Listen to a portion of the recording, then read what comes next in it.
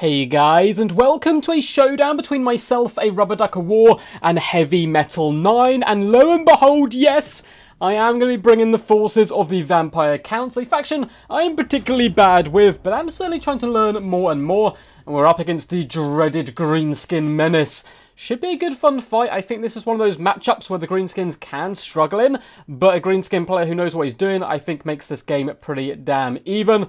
And it looks like we have a pretty damn good build coming in by the Greenskin player. But let's pop a little pause on this quickly and go for our builders. It's going to get underway rather quickly. We have a load of zombies dotted through the front line. Now, zombies, of course, are the definition of meat bags, damage kind of consumers rather than damage dealers. They're here just to absorb damage, take an initial charge, and be bodies in the way for the rest of my build to actually dish out the damage. For the rest of the build, we do have Blood Knights over on the left-hand flank and then double Black Knights on the right-hand side, one of which has Lances, one of which is the basic variety. We have a couple of units of Graveguard as well, 1, 2, 3 dotted along the back lines, as well as the Claw of Nagash to help support them, heal up my troops, drain the enemy, and all that glorious goodness. Up in the skies, we do have double Fellbats looking to harass the enemy back line and any skirmishes they do bring to the table, and we have a Blood Dragon Vampire Lord who's sitting very awkwardly. It looks like he's hungry for dinner. On top of this glorious looking dragon, coming in with Heart Piercer, Helm of Discord, we have the Sword of Anti-Heroes, Raise Dead, Gaze of Nagash, Invocation of Nahek, and of course the breath attacks from the dragon. And I certainly think a Blood Dragon Vampire Lord is the way to go here. It's very powerful in a multitude of matchups. But that Helm of Discord really helps you up against box builds, and the Greenskins in this matchup love to go with a nice tight elite box. For their forces, we have Savage Orcs dotted on the flanks, so no Savage Orc big ones, just the basic ones. And leading the line, we do have the 8 Peak Loons, of course, with their spinning loons coming into the fray. We have Chill Black Orcs as well, backing them up, which is always going to be pretty good. They deal very well and quite easily against Graveguard, to be honest. And we'll be able to use those mighty cleaving axes to tear apart some of the larger monsters and cavalry that the Undead can bring. With a Black Orc Big Boss can be given that immune to psychology. We also have the Big Un, Regiment of Renowned Rogue Idol. Now, Regiment of Renowned Big Beastie here is a very popular pick. I'm still not 100% convinced on it in this matchup, but it certainly can do some glorious work. It obviously has Rock Bottom as well, so it can replenish his ammo. And look at that for a shot of a beast coming in. That is rather awesome indeed. We also have a Goblin Great Shaman on a Mighty Spider. Spider shall allow it to trade relatively effectively up against a large and scary beast like Terrorgeist. He has Don't Even Try It, Arcane Conduit, of course, Itchy Nuisance, and more importantly, Vindictive Glare, a spell no goblin leaves home without. Rocks do come in and they swoop over the head of the zombies there, who manage to duck just in time. Overcast does come down. We're trying to loop up and over to dodge it, but unfortunately all of the shots of course do connect, and the Blood Dragon Vampire Lord is going to be taking a little bit of pain there, but it's going to be floating around the right hand side, and it looks like another shot does come in as well, this time squishing quite a few zombies. But again, you know, maybe 13 kills, but they're only zombies that they were born to die. Don't Even Try It has been popped on us as well, so it looks like an assassination attempt is being brought to the forefront here against the Blood Dragon Vampire Lord, but of course we have Invocation Hex, which can be rather juicy. Fellbat's going to be flying over top of the enemy here, taking a little bit of damage. We're going to be doing a big fat breath attack as well, going down on the Black Orcs, but they do juke for the most part, and we catch a few of our own Fellbats in the crossfire, but still some pretty decent damage value out of the gate from the Vampire Lord, despite the fact he only got 1 kill. Zombies are trying their best to intercept the Night Goblins. My opponent, though, is furiously clicking to try to get these guys through so they can actually hop onto some decent targets. You see they're continuously going to be pushing. And now we do take a big shot, again, an Overcast Vindictive Glare into the Vampire Lord, but get some of our own shots as well. Claw of Nagash is going to intercept the Goblins as the Graveguard do decide to fall back, just trying to get away from those pesky Fanatics. More Graveguard are starting to swarm. We have some troops out on the left-hand side, but this is fine. We're kind of playing a slow game here. I'm not looking to chuck all my troops in one go. Fanatics do come down, but don't do the most damage against Graveguard, although they do tear apart some zombies rather angrily. We're going to pop in a Helm of Discord, just trying to float around the battlefield and support our troops where possible. And the Claw of Nagash is just running for its life right now. Graveguards are going to be brought in, as well as those Blood Knights to intercept and isolate this Goblin Great Shaman to support the Claw of Nagash here. More Vindictive Glares do go up on our Vampire Lord, but as you can see, he has healed himself quite nicely, and the Blood Knights are now well and truly in the thick of it. Black Knights in the back, as well as the Lance variety, are going to be cycle charging down the Savage Orcs where possible. I'm going to see another big breath attack come down the line on top of those Savage Orcs, but it seems like for the most part it was a bit of a miss, which is disappointing. War has gone down. The big un is stomping. He's crushing, and he's up to 61 kills. But the Blood Knights will be swooping in. Lance is lowered, trying to deal some damage to him.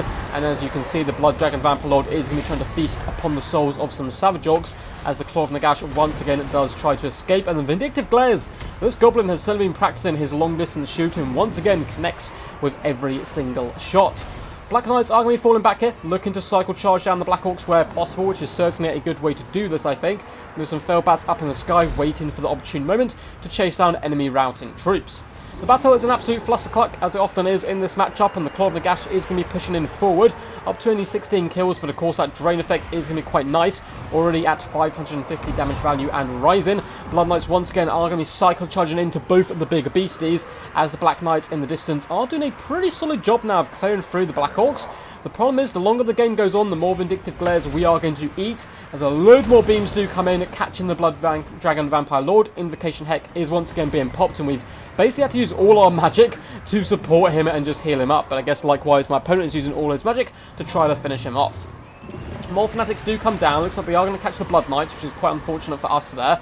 As the Blood Knights do indeed fall back from the worst of the damage, at least, you'd hope.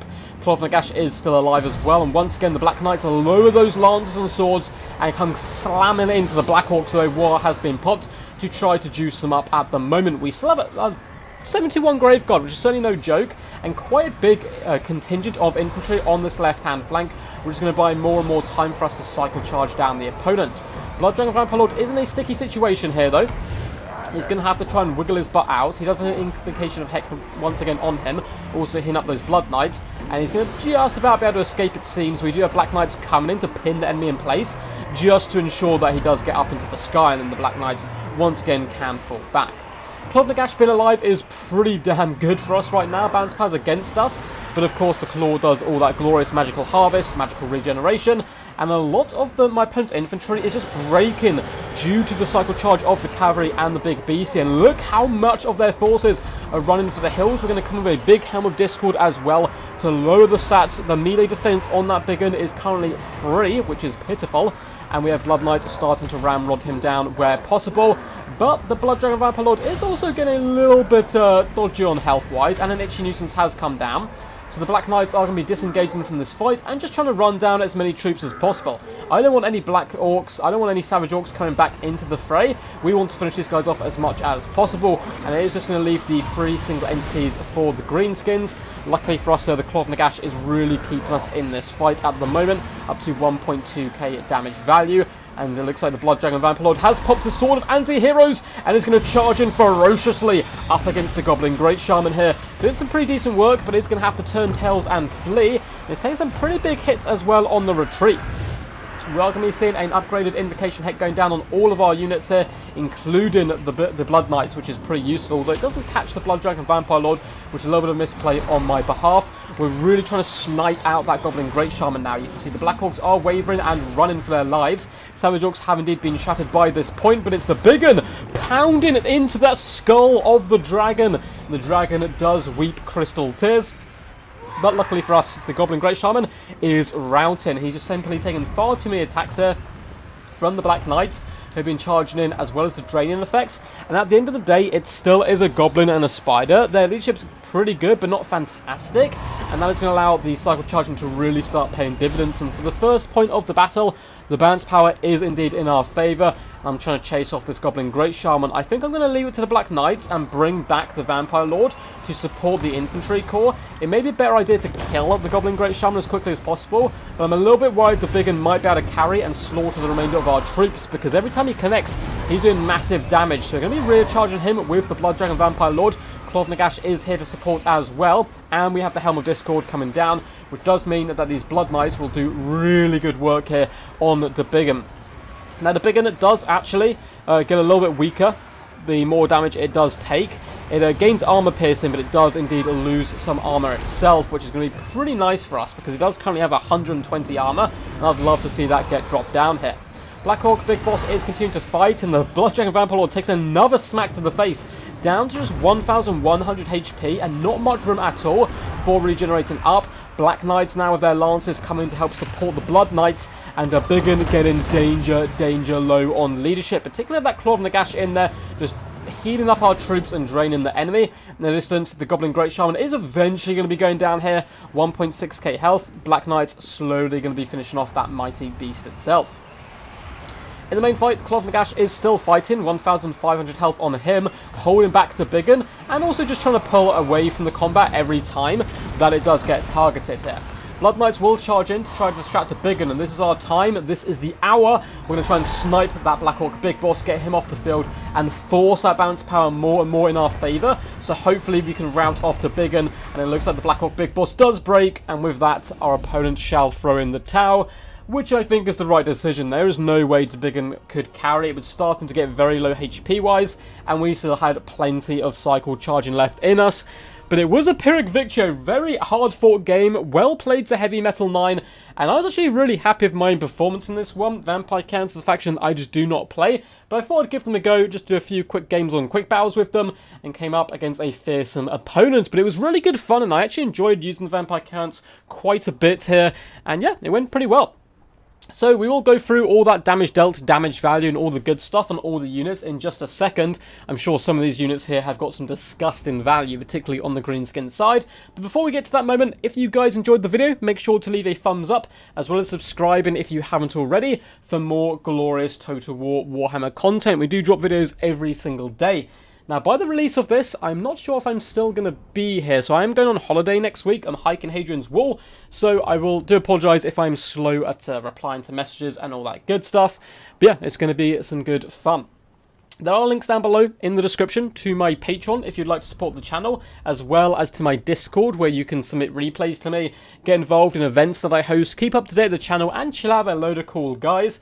There's also links to a Games Planet account if you would like to get the latest Total War Warhammer 2 DLCs, the Warhammer free pre-order, any game pretty much, you can get a discounted price through there, which is all that good stuff. And also, guys, leave a comment down below. Feel free just to quack at me if you don't have anything to say on the battle. But what do you think of this matchup? Who do you think it favours? I know a lot of people thought it was Vampire Camp favoured for quite some time, though I am starting to think it is more and more even as time does go on. Who was your MVP? What was your favourite moment of the battle? And yeah, all that good stuff. So, on to the damage dealt and damage value. The Blood Dragon Vampire Lord performed pretty good. I mean, 2,116 damage value is, good. He's very expensive, so it's not like, oh my god, he tripled his value or anything insane. But the Helm of Discords as well, up against these box-style approaches from the Greenskin players, really does help out the rest of the army as well. And he absorbed a lot of the enemy damage via those magic missiles and the Vindictive Glare, which is such a scary spell. The zombies across the board kind of struggled, but again, that's their job. They were there just to absorb the enemy charge and allow the Graveguard to do some pretty solid work. Nothing, again, too crazy. 480, 630, and 767 damage value isn't shabby at the end of the day, particularly considering the quality of warrior they were up against.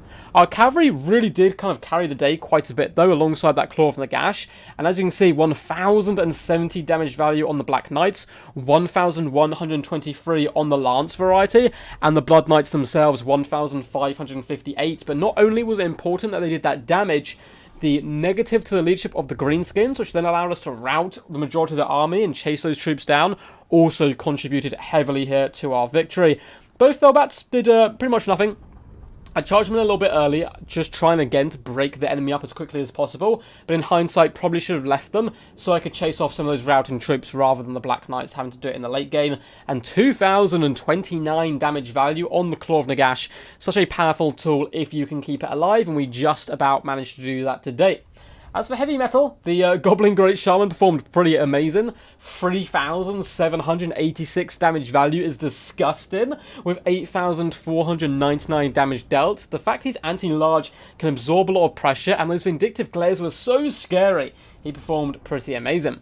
Black Old Big Boss, 1,500 damage value, actually way better than I thought he would get. He seemed to be in pretty bad situations the majority of the time, but I think he got some big hits on our Lords and Cavalry in the late game, which maybe bumped up his value quite a bit. Savage Orcs across the board, mixed bag. Some did okay, 749 damage value. The others really did struggle. Likewise, the 8 Pig Loons, 1,058 damage value. Despite the fact we tried to ignore those Fanatics where possible, the second lot which managed to catch the Blood Knights really did bump up their value. The Black Hawks across the board performed okay. 720 damage value, 979, 1122. Certainly isn't shabby whatsoever. And the big one, the Road Idol, 3,678 damage value, 277 kills, 26k damage dealt. Absolutely absurd damage from the big boy himself. Anyway guys, hope you enjoyed. Until next time, peace, peace, and as always, stay awesome.